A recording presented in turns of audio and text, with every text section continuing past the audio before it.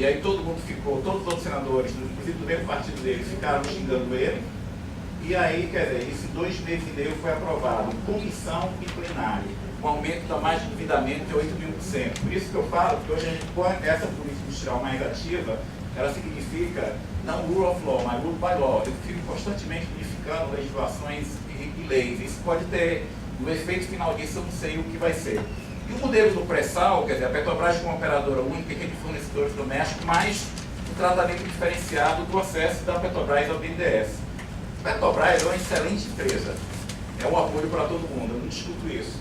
Como também é uma das empresas maiores e competitivas do mundo. Porque uma das empresas que é maior e mais competitiva do mundo precisa de um acesso privilegiado ao Banco de Desenvolvimento. Não interessa, se a regra não, se a lei não permitir, a gente muda a lei. E foi mais ou menos isso aqui. No período, quer dizer, de menos de... em janeiro de 2007 sai essa resolução, que aí é mais em relação do setor naval, autoriza aquele empréstimo, financiamento. Mas essas 2 resoluções aqui de 2008, uma de setembro e uma de novembro, são bastante interessantes. Essa é interessante que é o seguinte, quando o BNDES emprestava para o Petrobras, Transpetro, BR Distribuidora, são empresas do mesmo grupo. A exposição do BNDES ficava limitada à exposição do grupo. Isso aqui mudou. Quando eu empresto hoje para a BR Distribuidora e para a Petrobras e para a Transpetro, é como se fossem 3 empresas que uma não tem nada a ver com a outra. Qual é o resultado disso? Isso permitiu muito o aumento dos empréstimos do BNDES para o grupo Petrobras. E essa resolução aqui, de novembro de 2008, quando eu emprestava para a Petrobras, eu tinha um limite da exposição do BNDES a setor público. Quando eu emprestava para a Petrobras, o empréstimo da Petrobras entrava no limite de exposição do BNDES a setor público. E essa resolução falou que não. Que o limite do BNDES, que falou que todo empréstimo para o grupo BNDES não entraria mais em limite do setor público. Então eu modifiquei as resoluções para permitir esse relacionamento mais próximo de BNDES com Petrobras. Sendo que a Petrobras é uma das melhores empresas brasileiras e mais competitiva, e não precisaria desse acesso privilegiado ao BNDES. Dito isso, a gente vem para o ponto, dado que a gente realmente tem uma interação agora que não é muito clara, a gente não tem instrumentos, não tem indicadores para acompanhar o sucesso e fracasso da política industrial. Como é que eu controlo essa relação do Estado e do setor privado? E aí eu tenho algumas coisas interessantes.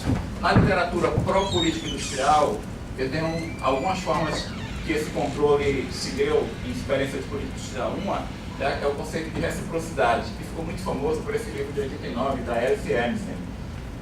Eu, inclusive, estava com ela semana passada e estava discutindo isso.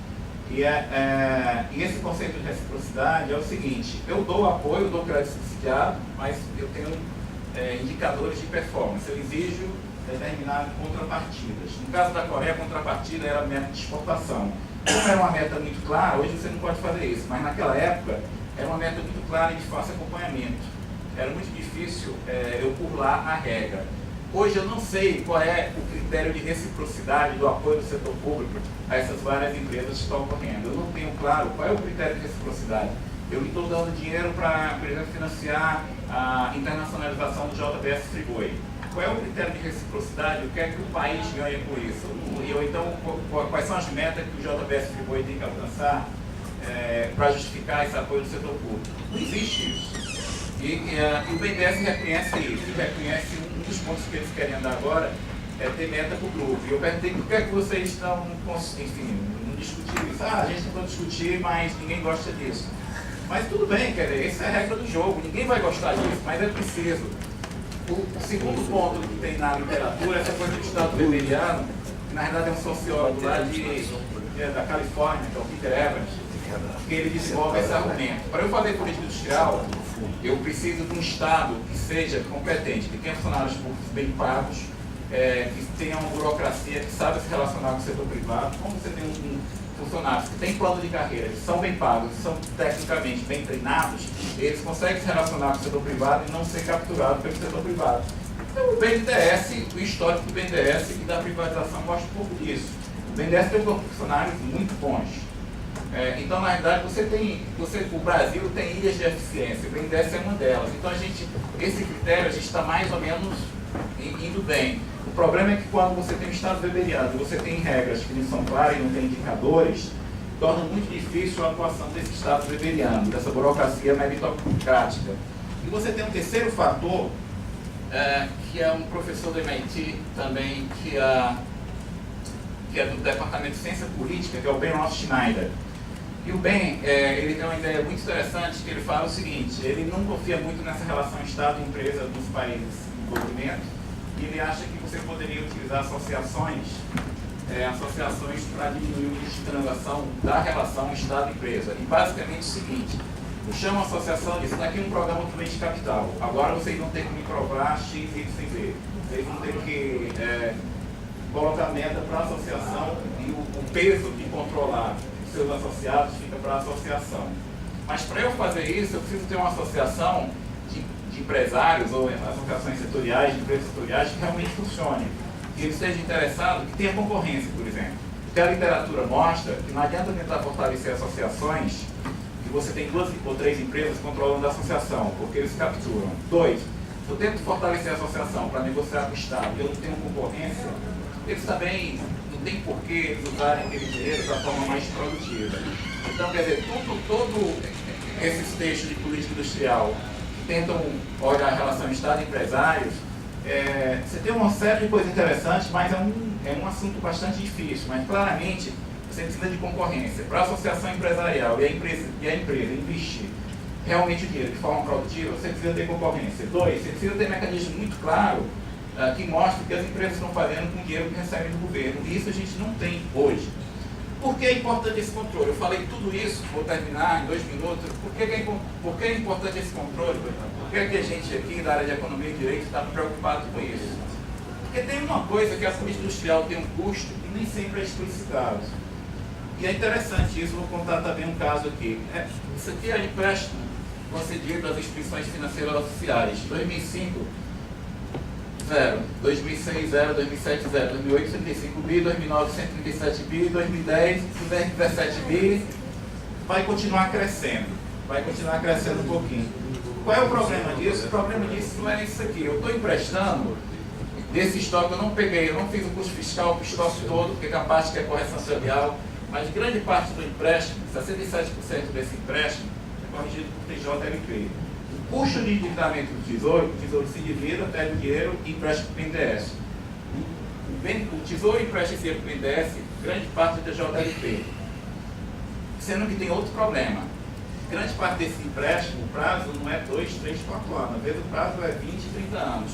Se o Tesouro hoje quiser se financiar com um título para 2017, a taxa de juros que ele tem que pagar é 13% ao ano.